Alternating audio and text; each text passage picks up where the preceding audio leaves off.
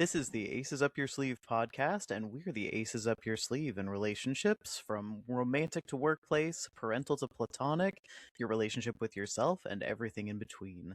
Let us, two autistic, aspect, kinky therapists, be your secret weapon in neurodivergent life. And here's your disclaimer. This is not therapy or therapeutic advice, and we're not on the clock. What you'll hear are our thoughts on different topics, what we might do in your shoes, and how we've supported others through similar situations.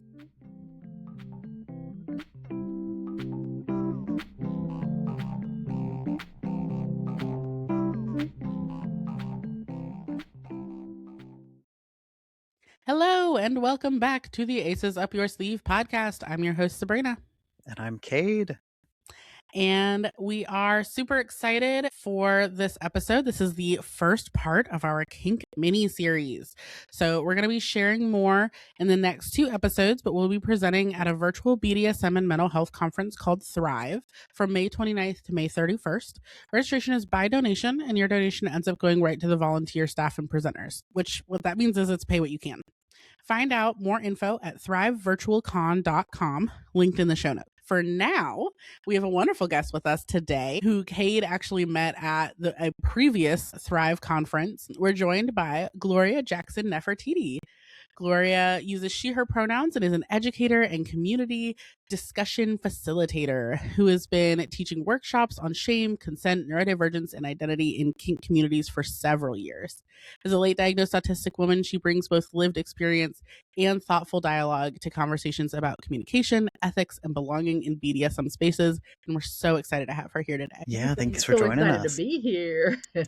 Yeah, I think a lot of those things in your intro and kind of the work that you do is so very aligned with our goals for this podcast as well. Great. And we've always got listener questions about such a variety of topics that I think today's questions for the main episode and the bonus content are really well within your knowledge, your wheelhouse, and your lived experience. Yes.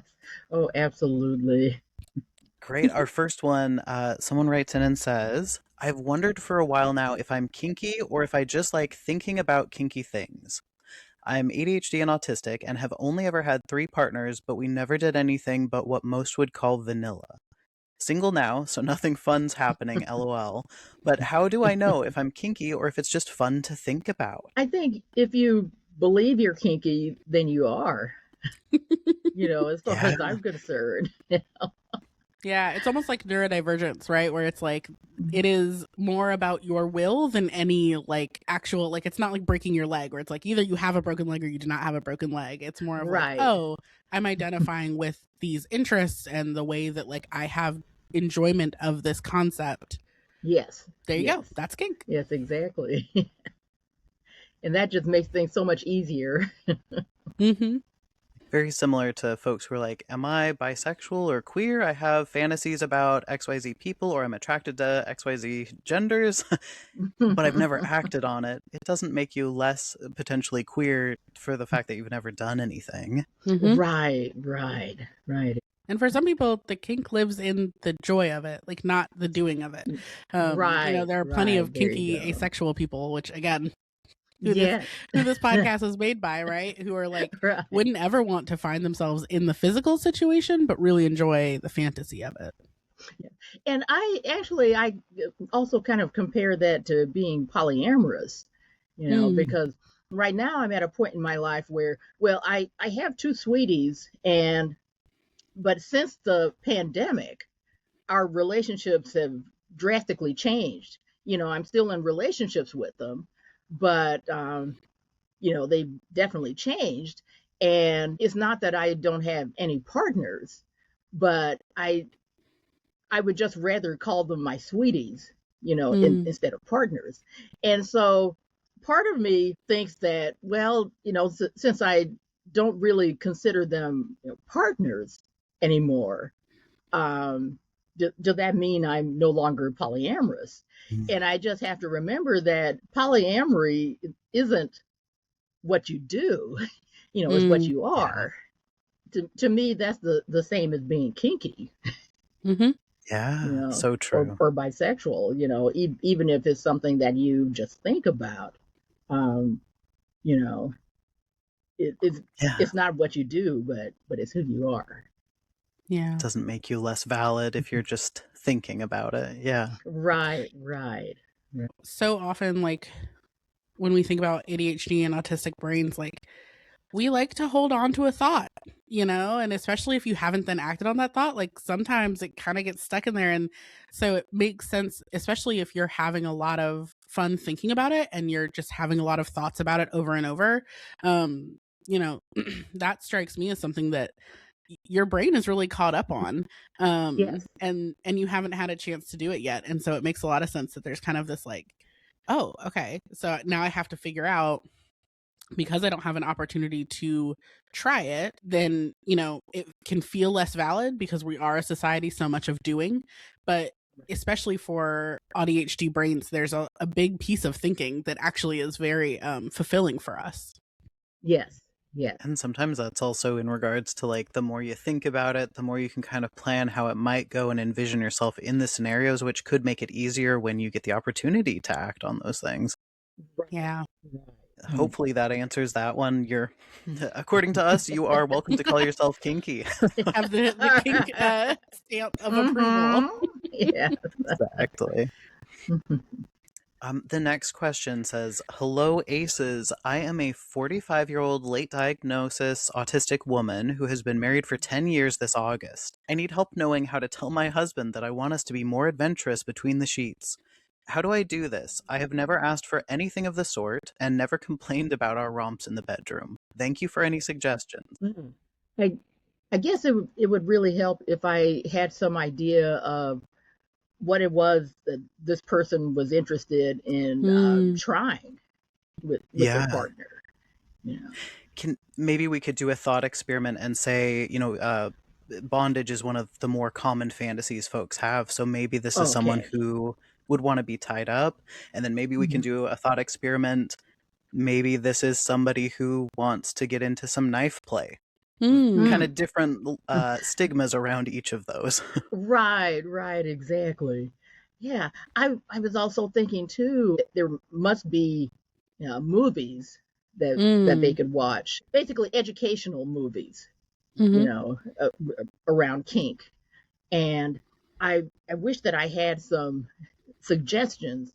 I'm thinking about some people in the kink community who are considered pillars of the kink community. One person who I think about is Midori, Mm-hmm. who works a lot with rope, which is something that I have to admit that I really, really like. you Hmm. know, Yeah. yeah. But I think watching people uh, engaging in this kind of activity, I think it could be really helpful. Of course, Mm. your partner would have to be open to it. Yeah. Yeah. So So, maybe like broaching the subject by, hey, I saw this interesting thing and here's an educational video by Midori, because Midori does a lot of training. right, right. Yeah. That could be So one way. Yeah. that's But when you true. said movies, I thought you were gonna go the like, oh, watch a film that involves some of the elements of Mm. what you'd like to Oh, do. right. Like, Yeah. sadly And most of the kink movies are like the scandalized versions and are not actually as ethical as would be seen by like actual kink practitioners. But right. They're not necessarily ethical, and, or accurate. Hmm. yes, Yeah, especially accurate. Yeah, and I think Yeah. especially like Kate was talking about earlier with the like the difference between, oh, I may be interested in some rope bondage or, something like that versus I'm interested in knife play or even maybe like puppy play or pet play, something like that that's a little bit Hmm. more stigmatized or a little bit more, all these things. You're more likely to find some of those educational pieces in the first Yes. scenario than the second one. And that's hard because I think that one of the things that stops people from engaging their loved one in like, this is what I'd like to consider for us, I'd like to open this conversation, is that Hmm. stigma piece. Self stigma and worry about rejection or shame or things like that can stop people in their tracks a lot of time, unfortunately. Yes, unfortunately. When you talk about bringing it up, like gradually, um, maybe bringing up something that you're specifically interested in, and then asking, what do you think about this, or how do you feel about this, or is this something you've thought about? Mm-hmm. I also wonder if your partner knows that you're autistic and knows what some of the experiences of that are. I've actually seen a lot of partners be much more open to hearing things when they're like autistic affirming. If it's like, hey, I have fallen down a special interest rabbit hole of this thing. Can I just info dump at you about it? Kind of neutrally, and less so That's about a good like, way. hey, I'm trying to come here and tell you that I would like you to meet me in this middle ground. And more so like, hey, I have completely neutrally found this thing. And then Uh-huh. that can evolve into a conversation around like, yeah, well, part of what's really interesting to me about this is thinking about myself in a circumstance like this. Have you ever thought about Yes. yourself in a circumstance? And it kind of opens the Yeah. Oh, there doors you go. without pressure. Yes. Yes. Yes. And I really, really like the idea of referring to it as a special interest, because, basically that's what it is. That's Mm-hmm. what it sounds like it is, from what the person wrote, you know. Yeah. Yeah. And that sensory piece too. Like Kate and I have a sensation to kink flowchart to help folks understand like Ah, if I enjoy this sensation, then I might enjoy this kink, because they're very intertwined, right? And so even if it's like, hey, I've realized that how you give me deep pressure hugs when I'm overwhelmed, I've realized that I actually would like that even when I'm not overwhelmed, and in just a play way. What would that look mm, like? Is it wearing some spandex? Is it again bondage? Like those types of things that give right. deep pressure, but bringing it in through an avenue that y'all are already used to. Yes. Yes. Yes. In fact, that's a huge reason why I love being tied up so Mm-hmm. much, because it gives that pressure. Yeah, and I Yeah. find if you look at most kinks, there is that sensory undercurrent, whether that's Mm-hmm. getting more of a sensation or less, and that can be a great way to bring it up. But, this question asker also wrote, I've never asked for anything of the sort and never complained about our romps in the bedroom. Mhm. I Mm. am curious to know, do you all talk about what you do in the bedroom, or is that even going to be a brand new True. conversation? So I And wonder. even this Yeah, internal framing of good it as like point. complaining, right? That like asking for something new or being interested in something new isn't necessarily complaining about what you already have. You might Yeah. really enjoy what you already have, or you might Sure. not. But that there's like, it's additive, not subtractive. Hmm. That's a really good way to look at it. Yeah. Yeah. And Yeah. I don't get the idea that the person is not satisfied Mm-hmm. Right. with Same. their sex life. No. Yeah. I Yeah. mean, so much of the time, I guess in the vanilla world, if somebody's bored with their sex life, they try to bring something in to spice up, quote unquote, their relationship. You know, Yeah. and in a lot of situations, it could involve bringing in another person, which Mm-hmm. the other partner usually is not for. Yeah. Yeah. Yeah, that's a fair point too, that perhaps this kink involves other people coming in, which might be a very different conversation than, Hmm. simply adding a toy or device or rope or, Predicament. yeah, or a certain Right. position to bring in a Mm-hmm. whole Yeah. nother human being or multiple could be a bigger conversation for sure. Yes, definitely. Which I Definitely. think is also where, Gloria, your specialty Mhm. around like consent conversations, right? Like, because Yes. this is a thing that I hear a lot when I work with folks who are exploring kink for the first time, or things like that. Even sometimes like queerness and things, it'll be this idea of like, okay, but like that's not what my partner signed up for originally. And it's like, how do Hmm. you start to broach these conversations with being respectful to the consent of all parties, but also recognizing that like you are trying to ask for that now. And so that's what's Hmm. happening. Yes. Yes, exactly. Yes. Just, and I don't want to say putting your partner's wishes above yours, Mm-hmm. but definitely respecting your partner's wishes, and not just coming to them and all of a sudden saying, well, like there was something that I saw in one of the polyamory related groups on Facebook.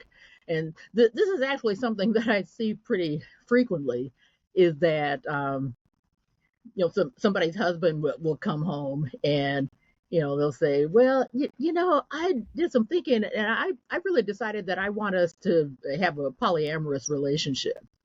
Oof. And it's like the wife has no say in the matter. And I've seen that happen over and over again. Which awful. And that really has nothing to do with polyamory. I mean, it's really all about what the husband wants.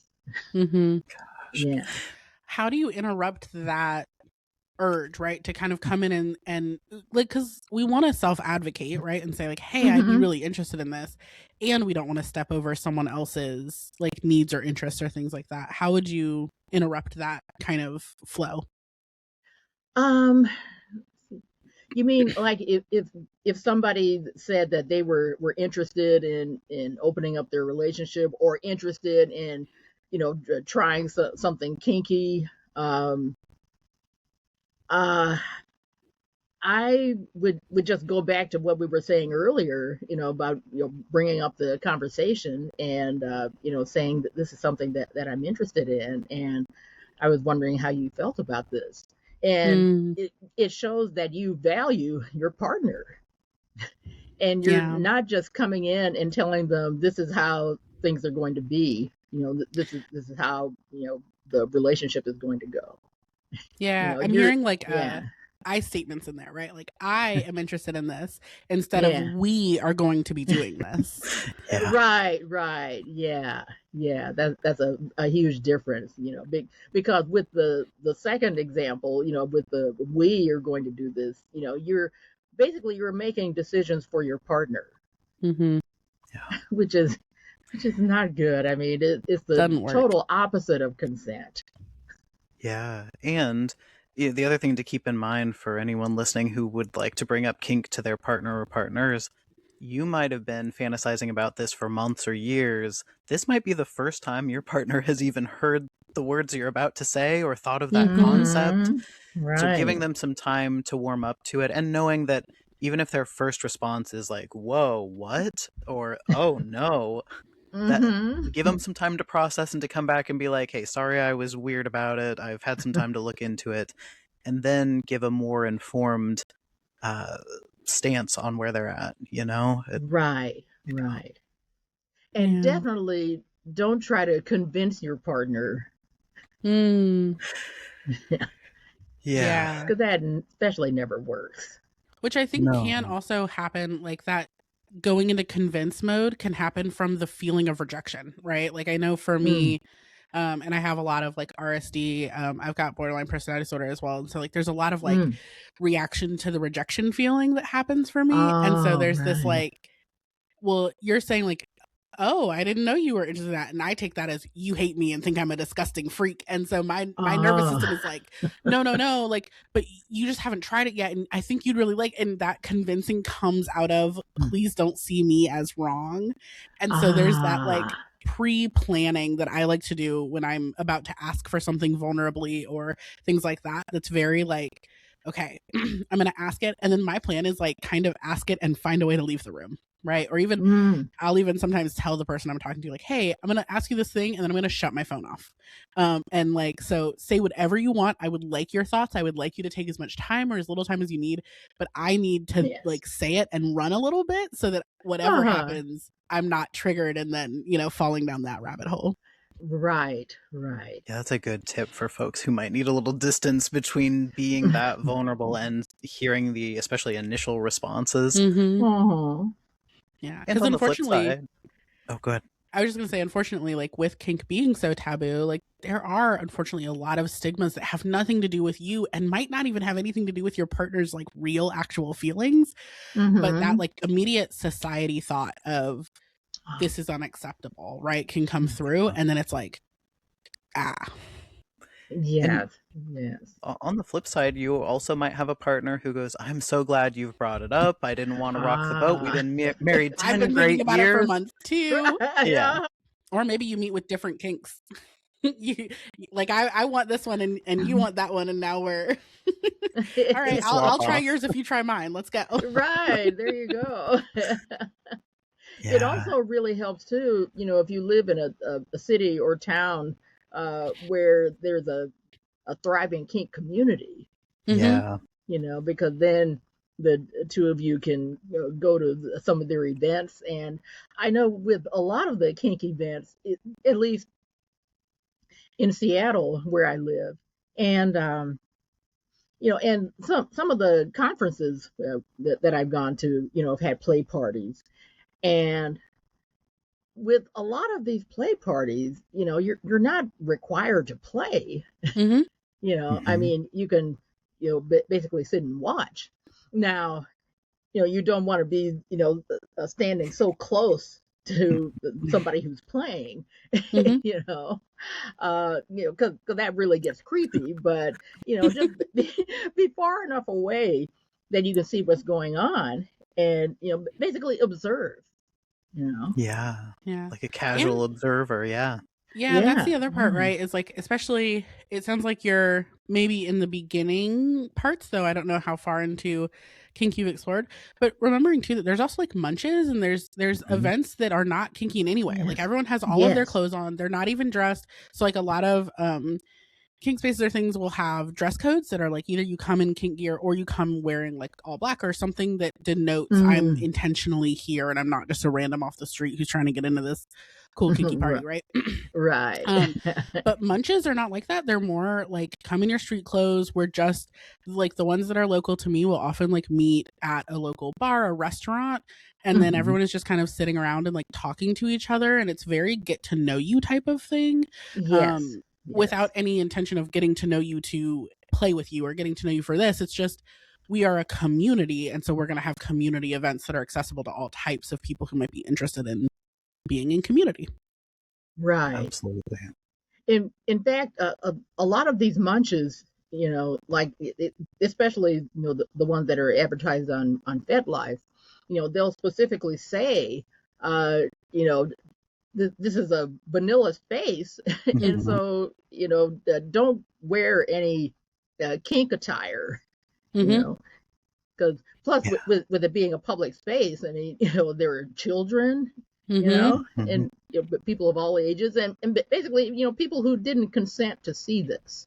Right. So, Yeah. yeah, Yeah. So those might also be if you ask it and your partner shows an openness, that might be like a good dipping toes in the water yes, to get to know your local event, and that could help destigmatize things in general for both of you, really. yes, Yeah. yes. You also could go to some of the workshops in person. I know locally I think they do once every couple months, like a pet play instructional night, and then the pets can like hang out and play together at the bar. um, and there's lots online too. Obviously Thrive is coming up, but that's only once a year. But the company who does Right. that runs trainings all throughout the year, Pragmatically Mm-hmm. Yes, Kinking. And then yes. Gloria, do you also run virtual ones throughout the year, or are yours mostly in person? Actually, most of mine are virtual, Nice. but I'm doing more and more that are in person now. Since I mean, the pandemic isn't necessarily gone, you know, Yeah. For but sure. it's not nearly as dangerous as it was, 6 years ago, you know. So and I don't have anything scheduled at the moment, but yes, I'll definitely let you know when I do. Yeah. And I Awesome. know like there's a big one in Georgia, Sex Down South, Oh, that happens in right, person as well. Mhm. And so right, what we're saying yes, is that like these kinds of groups stay intentionally to the side and mindful of who knows about them and has access to them. But once you do, there are lots. There's plenty yes, of spaces. yes, yes. Oh, absolutely. Yes, I mean it's really like falling through a rabbit hole. When you start researching and looking for these different resources. You'll just keep finding more and more. Mhm. It's really really exciting actually. I agree. Yeah, I remember 10 10 or so, 10, 13 years ago when I was helping build a local pride organization.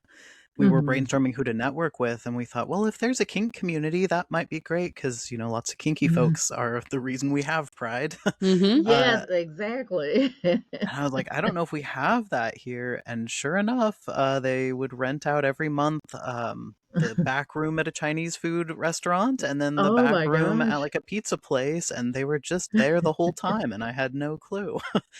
Yeah. So you Yeah. never know where. Yeah.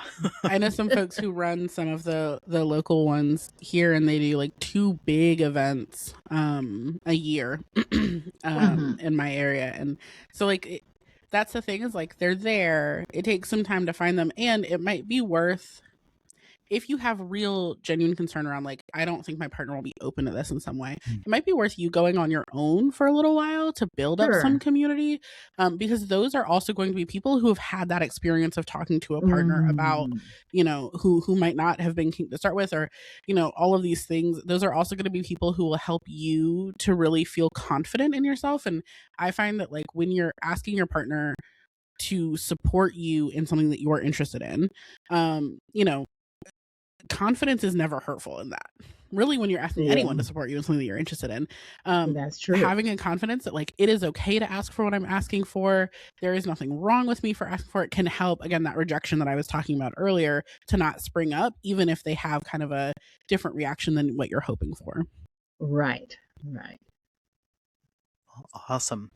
We can hop over to Patreon next to record our guest bonus content. The segment's called Hit Me Again, which should now be streaming on a private podcast stream for our paid members. We're going to go over there to talk about what it's like to disclose being both autistic and kinky to new partners if you're out in the dating world, as well as how to figure out which kink events are neurodivergent friendly. So it'll dovetail nicely. Thank you so much for joining us today here on Aces Up Your Sleeve. Please expect new episodes to continue being weekly on Tuesdays. You can find Gloria on Facebook or Instagram at Gloria Jackson-Nefertiti, all one word, or check out her Linktree at linktr.ee, the way that Linktree usually is, /GloriaJN. We'll post links in the show notes as well, and on our socials. It will always be tagged as well there. You can also find Kate at Cryptid Learns and me at Radical Insights Consulting on Facebook or Instagram at .com, and you'll get our websites. Follow the podcast on Facebook or Instagram at Aces Up Your Sleeve Pod so you can interact with us and see when new episodes release. If you have any questions for us, visit neurokink.org/AUYS and send them our way. We're going to jump over to Patreon now to record Hit Me Again, our exclusive guest bonus content. It's over at patreon.com/Aces Up Your Sleeve podcast. But you can also listen to it wherever you stream once you join our Patreon. It's on its own private podcast stream now. We're very fancy. We hope to see you over there.